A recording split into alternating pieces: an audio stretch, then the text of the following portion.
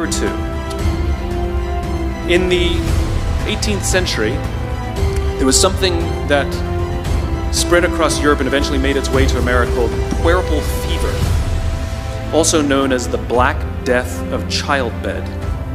Basically what was happening is women were giving birth and they would die within 48 hours after giving birth.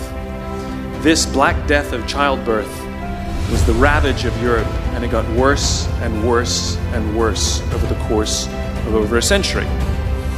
And these doctors and men of science wanted to study and try and find the reason for this Black Death of childbed, and so they got to work studying, and they would study the corpses of the women who had died. And in the morning they would conduct autopsies, and then in the afternoon they would go and deliver babies and finish their rounds.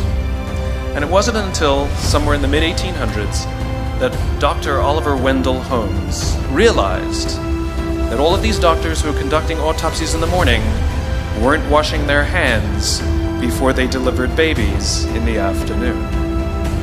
And he pointed it out and said, "Guys, you're the problem." And they ignored him and called him crazy for 30 years. Until finally somebody realized that if they simply washed their hands, it would go away. And that's exactly what happened. When they started sterilizing their instruments and washing their hands, the Black Death of childbed disappeared. The lesson here is, sometimes you're the problem.